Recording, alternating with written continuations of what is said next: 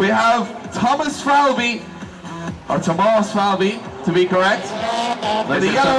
In the yellow S13 with green wheels. Now I've seen Thomas in Mondello a few times. He's a very capable driver, he's not afraid. Now next up we have Mark Gaffney, who, as you'll notice, is sporting his own company, MG Crash Repairs. Big angle there for Mark. A panel beater by trade. He's actually painted Prodrift Dan Moorhead's car recently. Does amazing work, but unfortunately also in the same position almost as Tomas Falvey messed up. Mark Gaffney once again lets the nerves get to him a little bit. I've seen Mark actually compete at Prodrift or in Portlaoise. He's done a lot of custom suspension and a cage from Rocco, which was only finished at the lathes, and unfortunately he straightens coming through turn 2. Of course, in a very short wheelbase car and a very unusual car with that much power in it, but he finishes the lap in style. As I said, that's the only car I think we have competing, or maybe in the history of the finals of Prodrift last year. Brendan Stone took this car all the way from amateur right through to the pro competition on Sunday. I believe he came 4th in the pro car. A very capable car. And I was talking to Paul, and Paul said that until the City West round last June, he'd never even seen drifting before. Loved what he saw, went out, bought a car, and hit as many practice days and as many sort of, I suppose, open days. So Wayne Curran scores a 44.2, enough to put him into 9th.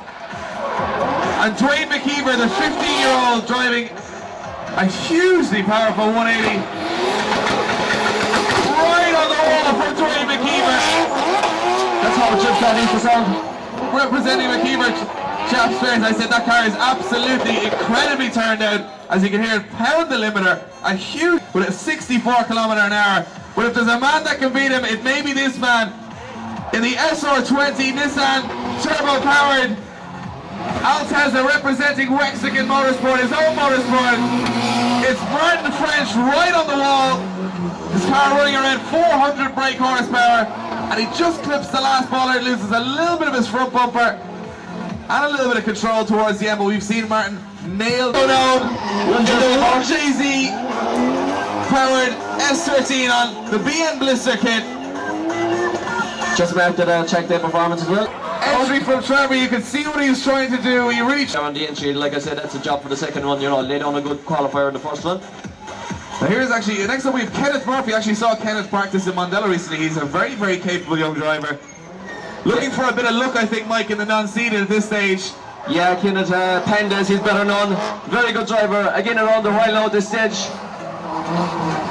Great power in that car as well. And right into the wall from Kenneth Murphy. Over 400 horsepower, I think, in that 180. Seemed to struggle a little bit with the gear change on the transition, Mike, and said, now next up we have what must be the wild card of the weekend. It's J Rocket. Right on the wall from J Rocket, representing Team Drift Ireland. This is a standard powered S14 missile. And if for some of you who aren't too sure what a missile is, it basically means a car you don't really care about.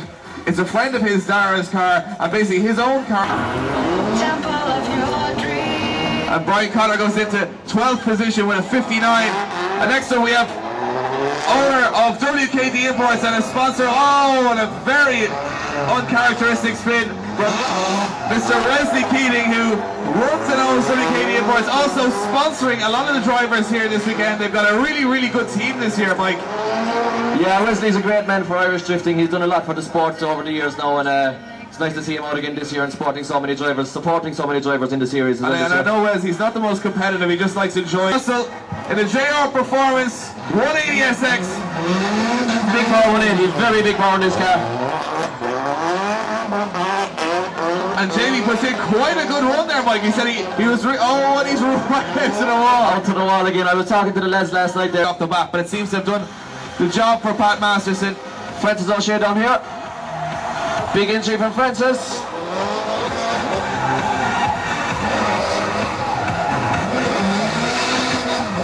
All the way out to the wall, a bit late touching the wall, but a big entry from Francis. Sorry, he should score well. Sorry, Mike, we're a little bit backtracking there. Pat Masterson scores a 56.2, enough to put him into 16th position at the moment. 38.5 to jump himself higher in the ranking. Nice and close there, Dave. And Barry Hennessy went a little bit slow maybe coming through the transitions, but he's keeping on his lines here. And a nice tidy run. Is it? So you got to do well, it's competition. If you want to have fun, go to a track there, this is where it all happens. So Barry Hennessy will stay in 29th position, unfortunately. And next up we have Keith O'Shea representing Just Jap, currently sitting in 38th position, well outside the top 32 with a score of 26.2. Third position with a 34.3, and it looks like he'll sit outside. Mark Gaffney on the way in. So Mark Gaffney currently in 46th, sorry. And Mark Gaffney will need a bigger run here if he wants to see himself within the top 32. It's his first weekend of competition, so I suppose it is a big ask coming to such a technically sort of tricky circuit. Yeah, you got to be experienced to get this circuit right with such little practice. Very nicely turned out car there. Close to the drop zone. He's currently sitting in 32nd position with a score of 34.8. Nice and close to the wall there, though. Absolutely banging the limiter as he comes in front of the judges' tower. Oh, and a spin from Richard O'Neill, which will mean an automatic 0 and will leave him in 32nd position. Jumped off the dyno at 256 brake horsepower, but unfortunately Brian having clutch problems this weekend. Big angle from Brian. It was good angle, but he just got, of course, it's a very short wheelbase car, but yeah, Brian was mentioning earlier that the third and fourth were slipping and second was starting to slip. Unfortunately, they couldn't get a clutch in time for this car, so he said he'd just give it a go and have as much fun as he could in doing it. That's going to be a good car later on in the season, Dave, when that gets some development. Exactly, first competitive. Neville Britt, absolute lunatic behind the wheel, and not too aggressive.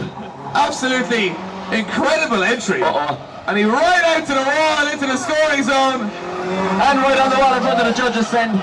Neville Brett with a point to prove this weekend. First Choice Fuel sponsor of the car. The boot lid pops open a little bit and he spins 61.2. Should be safe for Neville there. Alvin Reid once again. Alvin Reid shakes his head. He's actually gone the wrong way twice. And unfortunately for Alvin, that would be an automatic 0 with two wheels over. Driver sitting outside the top 32 from the first qualifying run. He's sitting in 42nd at the moment. He'll try and improve on that. Much better entry this time from Paul Murphy. Brendan Stone's all car, you said, Dave, yeah? And whoa, and he takes a big chunk out of the bollard on the way out of turn 3 rather. The marshals are being kept busy today, Dave. I'll tell you now, I said we might even have to bring in more bollards for 8th position. And next up we have Brian Lenihan, who locks up everything really coming into the first corner. Brian Lenihan sitting in 18th position at the moment.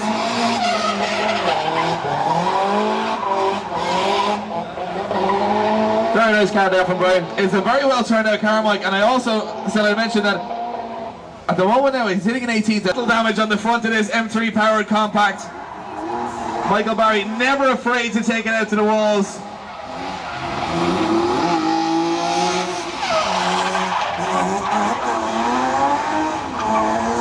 Michael Barry, another driver sitting outside the top 32, Mike. He'll need a big score here. Yeah, clean run there from Mike Spinner after the finish. Twin battles.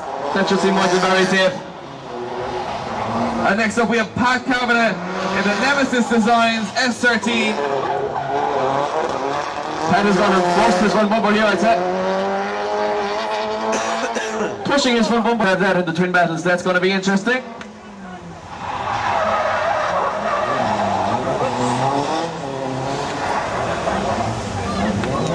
Small bit aggressive there from Jeff Nelson.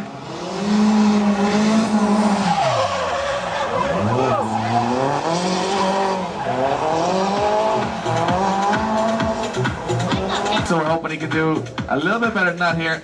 We've got Amy Griffin here in the FC3S RX-7, of course, the best drift car platform in the world. No bias there, Mike, no? No bias. Unfortunately, I said Amy's having a little bit of trouble with the car this weekend. Listen to the rotary. But opens up that rotary engine as she comes about. Unfortunately, it's a spin for Amy almost identically from the first run. Opened it up a bit too much maybe there, Dave. And unfortunate to say, our only female competitor may be qualifying with a 52.8. And Damien Derwin, who's currently sitting 6th, he's quite safe at the moment. For qualifying for the battles, of course, Damien, who really is just trying to give it a go this season. He didn't want to take it too seriously, but he has put in a hell of a 2 runs, Mike. It's been quite... Yeah, 2 great ones from Damien. Next here, lovely Nissan Sylvia S14, very, very purposeful. It is, it's Dominic Byrne, and this car is actually running, as far as I know, Mike, and I could be mistaken, a 1JZ engine, Toyota engine under the bonnet of this car. Yeah, it's definitely a 6 anyway, Dave, definitely a 6. And a Mack into, into the wall! Oh, how well turned out, to be very careful on this. Mark's in it. And Mark's in it, he's currently sitting in 9th position in the qualifying with a 61.2. Mark just pulling it out of the wall there. He was just going to hit the wall. He just pulled it out. Very good driving there for Mark to keep it. Of course, as we mentioned earlier, Nick Queally, a very aggressive driver, not afraid to put... Oh! Touches the wall. We have the first wall touch of the weekend. Let's hear from Nick Queally. Dwayne McKeever, who is sitting so high on the qualifying table at the moment. And there really is no point in commentating over that, Mike. No, waste of time here. You just can't get yourself taken with that car. That's how a drift car should sound. RB26. 3.7. But Mark French will be the man to try and take him off that top qualifying spot. Mark French right on the walls. You can see all the judges stand up to see just how close he was going to get. But yeah, for the bollard and right on the bollard again, Mike. It really is that. Now next up we have Chris Burnett. And Chris currently sitting 5th position. Chris really has come from nowhere. Right on the wall again from Chris Burnett. This is a good one. This looks almost picture perfect, Mike, so far. Chris Burnett sitting in 5th position at the moment. O'Gorman. And Don O'Gorman, who's currently sitting 29th position. We'll be hoping for a bigger run here, Mike. There seems to be maybe a lack of gear there or something. Sorry, not a 20 valve, Deb. And next up we have Andrew Kennan, the 1JZ powered S13, PS13. I said, the earliest he's also now mentioned to me that this car was built in his own shed.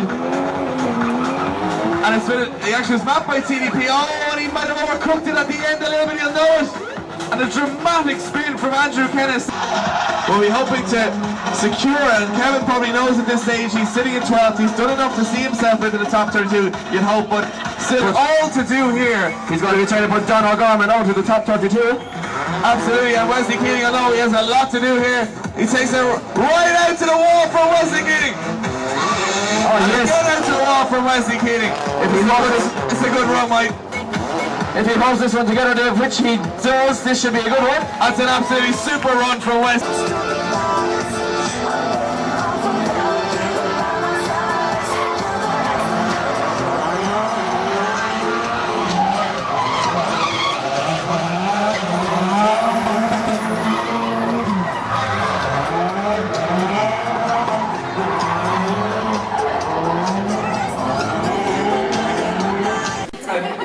I'll tell you one thing, Mike, I don't know a whole lot about this guy, Alan Farrell, and I'm presuming he's a first time. Yeah, I would say so. I don't know the name, but he looks like a really driver. I mean, he got quite in the field.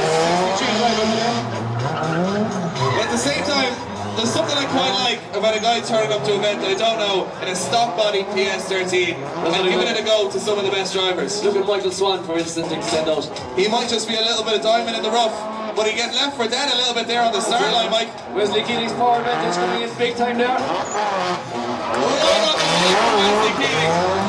And right on the wall again. Absolutely incredibly aggressive from Wesley Keating. Wesley Keating would have been top chain qualifying if he'd done that. I was with tyres or it could be an issue with anything. I mean, we hope it's nothing serious because I really want to see this battle. I mean, it's always interesting, especially in drifting when you've got, you know, a high-powered turbo car and then an NA. Well, here we go, Mike. As I said, we'll soon find out. As Kevin Kadriga goes right on the wall, John Hickey goes right with him, and John Hickey right up the famous saying, oh, he's going to try and take it right down the inside of it. A quarter mile. Incredible driving by John Hickey. Stays right with Kevin Kadrigan for the whole circuit. Oh, and a strength at the end, almost a perfect lap. But a round of applause for John Hickey. It's a little bit of speed there, but he's winning. John, very straight there. Very, very, very. Oh, right on the on, taps the wall, just for the Taps the wall for the crowd, and Kevin Kendrigan, who may have had a better line through there, but a round of applause for John Hickey. Yeah, he couldn't leave him drift there, but he's okay there now again. But it seems to be rectified now. Martin French rubs the wall right on the clipping point, but Michael Sheehan is staying right with him, and Michael Sheehan, oh! And the spin from Martin French. Mike, he couldn't ride it. He could not ride it. What happened there, Dave? What? I'll tell you what. Well, it looked like to me. Unless you're driving, Mike, and then you don't like the contact. We all know that. Very fast with Francis here.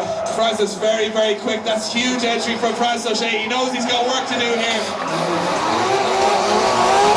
But Dwayne, absolutely incredible noise out of Dwayne McKeever and Francis O'Shea's car as they passed in front of the tower. Very consistent. That's a really good one. That's a great one. Leading. And the roaring beamer. And the absolute roar out of Michael Barry's car. Michael Barry runs the wall. But an equal roar out of the sliding exhaust from Wesley King, WKD Imports. 180SX, this car running big power, Mike. You're looking at near 400 brake out of Wesley's car. Yeah, but Michael Barry really causing He's Michael Barry right otherwise. I want to say it's pretty equal on the first run, Mike. All to play for here. All to play for here. A little bit of separation off the line, I'd say. Michael Barry, though, will take this shallow line. He likes the one line. Right on the wall. Huge smoke from Michael Barry's M3 powered Barry's Motorsport M3 Compact. So what you're saying, Mike, is you're almost using the car in front of you as sort of a map. Oh! And Pat Masterson almost, he's trying to break a little bit there, Mike. He almost went too shallow. Yeah, a little bit too shallow. The wall. Nice to see Pat Masterson. Look at this. Pat Masterson and Nick Queally right on the wall again. This time Nick Queally, you can see him fighting. He's taking a shallow line here. But he's held the shallow line, Mike. He's held it. He's held that line very shallow. I mean, almost a mirror. I would imagine the advantage is with Kevin Kendrigan and Michael Sheehan. Much better for Michael Sheehan this time. Can Kevin Kendrigan get a real big dive down the inside here? The WKD and Kildare Building Co-Limited car. Oh, and a little bit of gear changing and a few bits of Michael Sheehan's car come off. Wesley Keating right on into the clipping points. Taking on Brian Connor.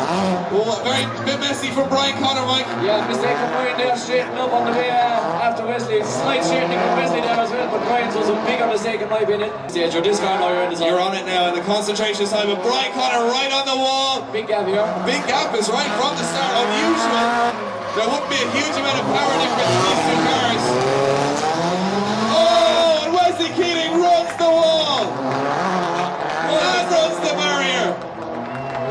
Seems to be phased. Very close to there. He's got a lot to do here now to make out that gap. You think so? Oh, and very, very wide. He absolutely pulled that back, Mike. That is absolutely the way to spin back. He went as far out as we've seen anyone go on that corner.